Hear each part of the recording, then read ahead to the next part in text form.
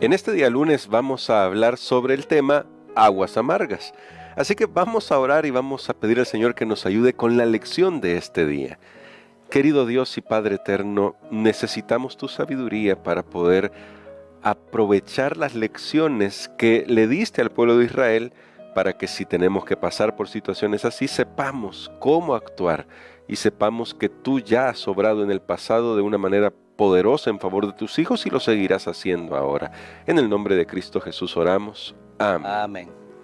Resulta, pastor, que ahora continuamos con la historia de la salida de Israel de Egipto. Dios los está conduciendo, esto quedó claro. Durante el día en una nube, durante la noche en una columna de fuego. Y tal vez podríamos conciliarnos la idea, pastor, y confortarnos con la idea, está bien, Dios no me va a dar todo lo que yo quiero. A veces lo que yo quiero no es tan bueno, o Dios sabrá si es bueno o no es bueno. Pero no deberíamos esperar, pastor, que Dios nos dé lo que necesitamos, es decir, que Dios supla cada necesidad nuestra, porque claramente son necesidades, no que pensamos que necesitamos, sino que lo necesitamos. Y en este contexto aparece el tema de la conducción de Dios a un lugar donde se encontraron aguas, pero aguas amargas. ¿Y cómo reacciona el pueblo, pastor, si de nuevo Dios los está conduciendo y los conduce a un lugar donde lo que hay es agua que no pueden beber?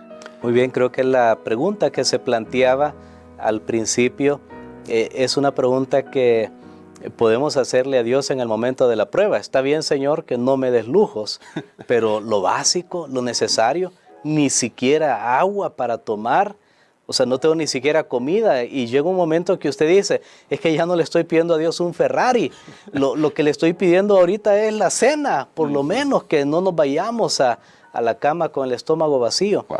Entonces, y uno dice, Dios puede llevarnos a nosotros hasta una situación en que estemos totalmente, prácticamente al borde de la destrucción. Bueno, y esto es lo que sucede aquí. El pueblo de Israel tenía unos 3 días más o menos de haber salido, recordemos, de esa salida de Egipto. Bueno, ellos llevaban ahí algunas provisiones, pero obviamente se agotaban. De hecho, tal vez en los odres que tenían, ahora necesitaban volver a llenar, refilar, como usamos ahí un anglicismo, ¿verdad? Pero necesitaban volver a llenar, y ahora llegan a un lugar, imagínense, todo el mundo contento, hay agua, pero un agua que es totalmente insalubre, o sea, un agua que no sirve, no tiene sabor, ni aún los animales, y ahí vemos al pueblo de Dios quejándose. De hecho, Dios los había llevado hasta ese lugar. Recordemos, ayer comenzamos a estudiar, el Dios que guía al pueblo lo guió frente a un callejón sin salida, ahora los está guiando a un lugar donde hay agua amarga, pero así como ayer descubrimos, Dios ya tenía una salida para ellos. En este caso, Dios ya tenía también una salida. Lo que pasa es que ellos debían aprender a esperar, a confiar en la salida que Dios tenía para ellos, en vez de murmurar y quejarse, que cada prueba lo que hizo fue sacar del pueblo lo que había en su corazón, la murmuración y la queja. ¿Y ante quién la lanzaban? Ante Moisés, que era el dirigente. Yo creo que voy a comentar un poco más de eso, pero antes me gustaría leer lo que dice aquí el libro de Éxodo, capítulo número 15, y vamos a llegar al versículo número 25. 25. Desde el capítulo 15 y versículo 25. Vamos a leer solo este texto. Dice así: entonces Moisés clamó a Jehová, y Jehová le mostró un árbol, lo echó en las aguas, y las aguas se endulzaron. Eso es lo que dice el versículo. Ahí les dio estatutos, dice después el texto, y ordenanzas, y allí los probó. Muy bien, aquí llegamos a esta palabrita. ¿Dios prueba? Sí. Solo que esta palabra prueba no es como la usamos nosotros. Y a esto es que debemos prestar atención. Ok, recordemos, desde ayer comenzamos a estudiar. Sí, el Dios que guía nos va a hacer pasar por ciertos pasajes bien difíciles, porque nos está probando, no para Él, no para que Él sepa quién soy yo, es para que yo me conozca qué hay en mi corazón. por ejemplo, y lo vimos con el pueblo de Israel, desde el primer día, cuando hubo una dificultad, quejarse, hablar mal de Dios. O sea, lo que había en el corazón de ellos era eso, era la rencilla, era la murmuración, era la queja, que la lanzaban contra el líder visible que era Moisés. Muchas veces, cuando hay problemas y dificultades, ya sea en el hogar, en la iglesia, en el trabajo, en una empresa, bueno, especialmente aquí estamos hablando en un ambiente más espiritual, digamos, en cosas que están relacionadas a la iglesia y en la familia.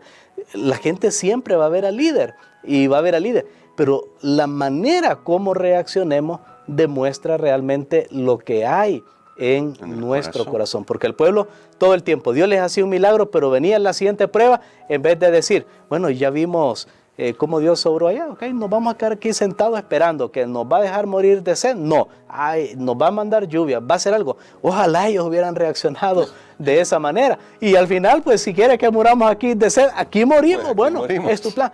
¿Cuándo dijeron eso ellos? Nunca. Era como los discípulos, que Dios había hecho un milagro ya de alimentación para miles de personas, y cuando llegó la siguiente ocasión, bueno, ¿y cómo vamos a hacer para alimentar? Y no le había dado, pues. Entonces, ese es el problema de nosotros los seres humanos. Dios puede estar haciendo una cosa otra vez por nosotros, pero cuando viene la prueba, lo que Dios quiere que nosotros conozcamos es cómo reaccionamos. Pero vayamos a la palabra prueba. Esta misma palabra es la que estudiamos en la lección del trimestre pasado, en el libro de Génesis, cuando en el capítulo 22 y el versículo 1 dice, y Dios probó a Abraham. Y entonces ahí analizábamos que esa palabra probar, saben que es bien interesante, los comentadores dicen que también puede significar, es una palabra que tiene varios contextos, puede significar también instruir, la palabra prueba.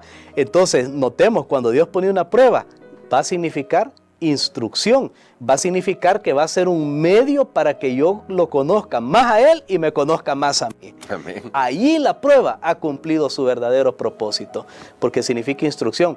También la palabra prueba, lo veíamos en aquella ocasión, tiene que ver con la manera como Dios justifica, cómo Dios salva, cómo Dios puede hacer por el justo, cómo Dios puede librar al justo. Entonces, siempre que Dios mande una prueba en ese sentido de instrucción, es para liberación, es para crecimiento, es para aprendizaje. Es lo mismo que vimos con los crisoles de purificación, nunca es para destruir, sino que es solo para purificar. Pero la manera como yo reacciono, o me destruyo o me purifico, pero tiene que ver conmigo. Entonces era necesario ver que sí, Dios manda pruebas, pero no pruebas ya en el sentido que nosotros pensamos de tentación, no, sino que es para instruirnos, para que nos conozcamos, para que aprendamos más de Él. Y por eso yo puedo decirles con propiedad ahora, he aprendido más de Dios en los momentos difíciles que en los momentos fáciles. Amén. Y bueno, qué instrucción, porque en la lectura, vamos a seguir por aquí en lo que nos dice la lección, parece que nos cuesta a veces aprender estas lecciones, pero qué bueno lo que dice nuestro pastor, tenemos que aprender de esos momentos, porque nos gustaría que nos pasara siempre lo que le sucede a Israel, que llegan a ese lugar famoso, Elim, donde hay 12 fuentes de agua, y quizá ellos pensaron, quedémonos aquí y ya no nos movamos. Pero Dios lo lleva a Refidim, otro lugar en su peregrinaje, y resulta que de nuevo allí no hay agua, pastor. Pero lo que resulta, vamos a decirlo así, de nuevo impresionante, por lo que usted decía, nuestra naturaleza humana, es que ellos incluso llegan a cuestionarse si Dios está con ellos o no. Pastor, ¿cómo podemos librarnos de esta tentación que es muy fuerte, de que cuando vemos que pasamos de una situación bonita, las 12 fuentes de Elim, a una situación difícil, volvemos a dudar si Dios está realmente conduciendo nuestra vida? Bueno, aquí nosotros ante esa pregunta, bueno, ¿está Dios con nosotros o no? ¿Qué quería decir el pueblo? Y saben que aquí encontramos que es la tentación de manipular, de querer manipular a Dios. En otras palabras, lo que el pueblo estaba diciendo es, o Dios nos soluciona, nos hace un milagro, o nos regresamos, o ya no lo seguimos. O sea, esa es manipulación, o sea, miren cómo el corazón humano. Sí. ¿Y cuántos de nosotros manipulamos, queremos manipular a Dios ahora? modernamente, bueno, si Dios me sana, entonces sí voy a la iglesia. Si no me sana, ya no, obviamente, pues, ya no voy, pero ya no voy a creer en Dios. Ya me salgo de los, abandono los principios. O sea, si Dios me da este trabajo, sí. Si Dios me ayuda en esto, sí. Entonces manipulamos. Es lo que el pueblo estaba haciendo, porque cuando ellos dicen, ¿está Dios con nosotros o no? En otras palabras, me lo das aquí y ahora, así como yo quiero, en el momento que lo quiero.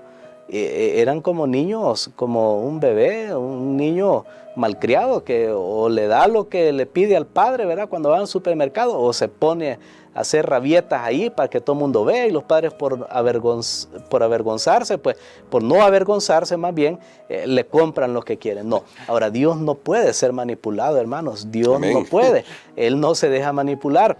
Sin embargo, allí Dios tuvo que siempre en su misericordia, en medio de la prueba, Dios les manifiesta otra vez, porque ya vimos que la palabra prueba pues es instrucción.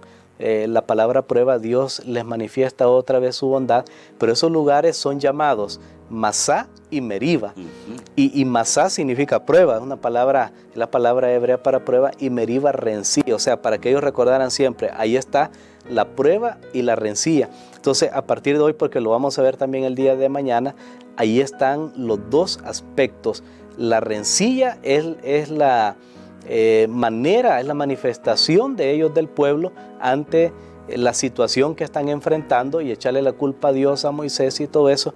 Y Masá, prueba, ellos tentaron a Dios, ellos tentaron a Dios, ellos quisieron manipular a Dios, y tristemente pues parece que durante todo su peregrinaje en el desierto no cambiaron mucho. Lamentablemente sí, no aprendieron las lecciones, pero nosotros tenemos la oportunidad, porque no podemos señalar al pueblo de Israel y decir qué malos eran si a veces hemos pasado exactamente por la misma situación. Ahora, pastor, tal vez lo que quisiera es que orara por nosotros, lo que quisiera pedirles que orara por nosotros para que Dios nos ayude a comprender que podemos confiar en Él. Ya lo estamos viendo y es repetitivo esto porque a veces lo que nos falta es aprender a confiar que si Dios está conduciéndonos, Él siempre hará lo mejor para nosotros. Que Dios nos dé una visión espiritual para poder salir victoriosos de estas pruebas, es decir, salir transformados. Amén. Padre, te damos gracias, Señor, porque aún en los pasajes difíciles de nuestras vidas, tú lo que estás haciendo es instruyéndonos. Amén. Realmente reconocemos que no nos conocemos, que solo las situaciones de estrechez ponen de manifiesto lo que hay en el fondo de nuestro ser. Mucho dudamos de ti, mucho desconfiamos, mucho murmuramos, Señor, contra ti, contra los líderes en el hogar. Te pido, Señor, que nos ayudes para poder aprender a confiar en ti, para saber de que no nos hicimos nosotros a nosotros mismos, sino que tú tenías un propósito y un plan para nuestra vida, y para que viviéramos en este preciso momento de la historia para glorificar tu nombre, para darte gloria y para tú ser glorificado en nuestras vidas también. Señor, ayúdanos para tomar las pruebas de esta vida en una manera instructiva. Lo pedimos en el nombre de Jesús. Amén.